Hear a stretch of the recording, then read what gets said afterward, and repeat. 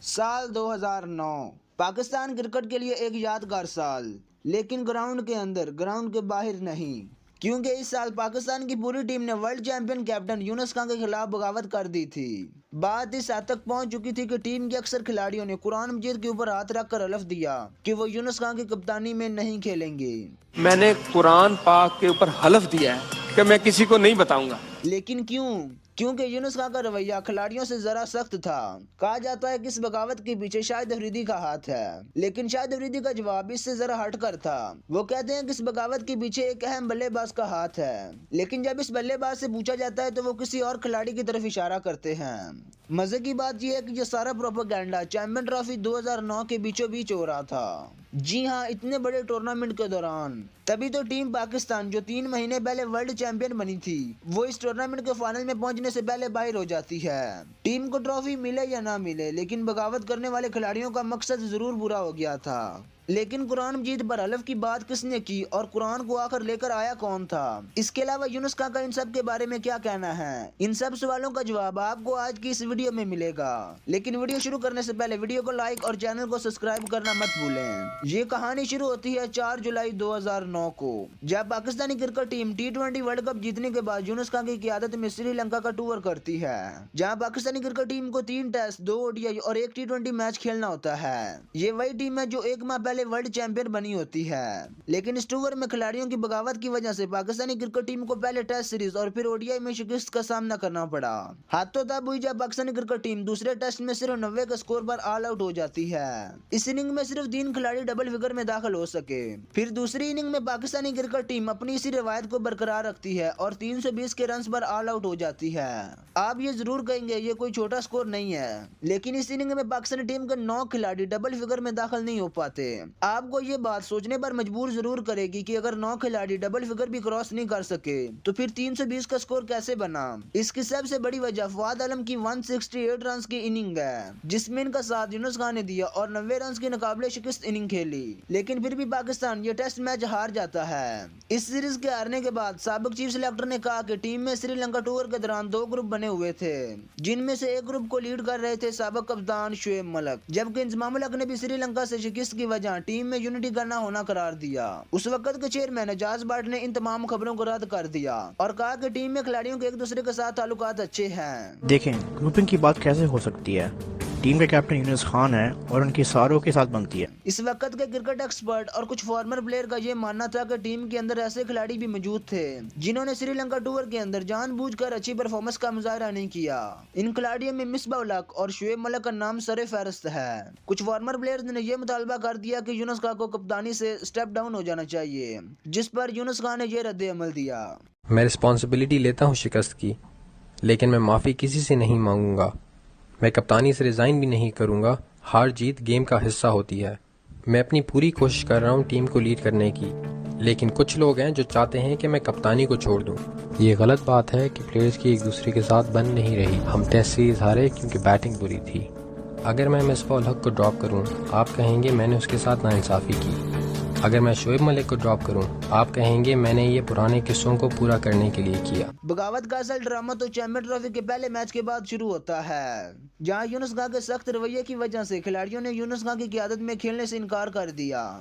इन खिलाड़ियों में मोहम्मद यूसुफ, शुएब मलिक, मिसबाह उल हक, कामरान अकमल, नवीद हसन, सईद अजमल और शाहिद खान अफरीदी शामिल थे।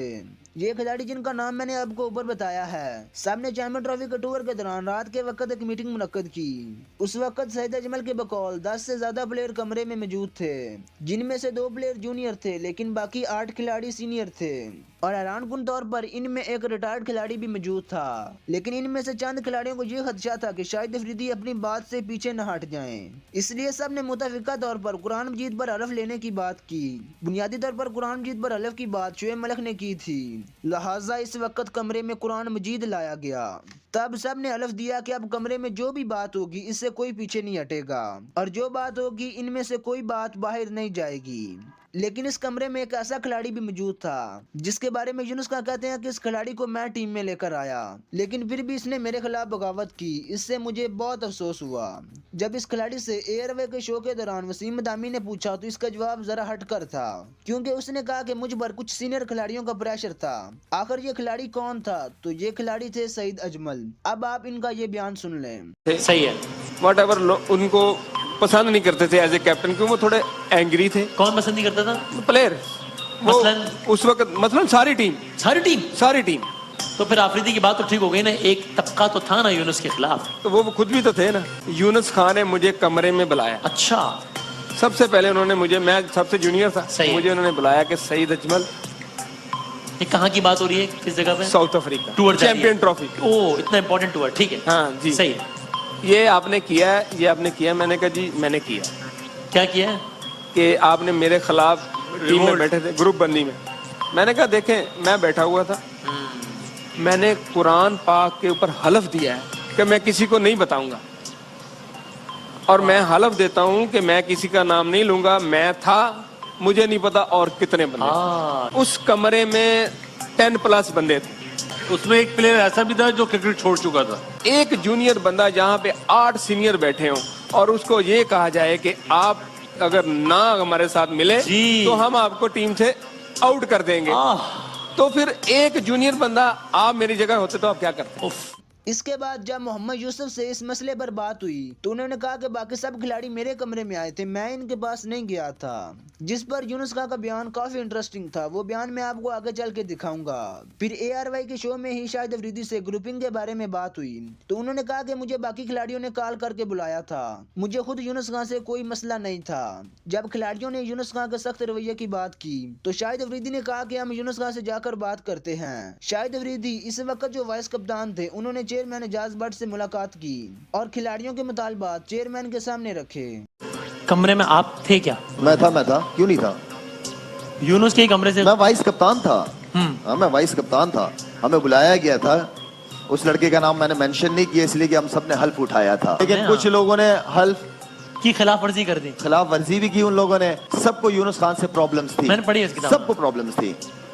हमें जब चेयरमैन साहब के पास गए, हम लोग सबने अपनी अपनी शिकायतें की। एजाज भट्ट। हाँ, एजाज भट्ट साहब के पास। यूनुस खान के सामने रख दें ताकि यूनुस खान को पता चले कि लड़कों को ये प्रॉब्लम्स हैं आपके साथ, लेकिन यूनुस खान को हटाइएगा मत।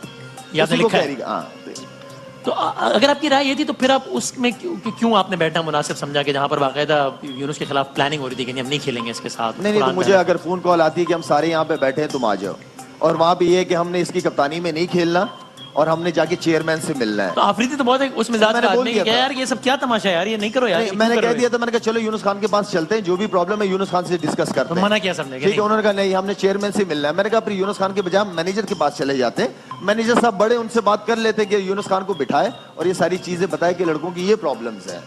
बाकी कोई यूनुस खान को बिल्कुल इरादा नहीं था आपके कप्तानी से हटाने का, हमारा कोई प्लान था ही नहीं, मेरा तो नहीं था।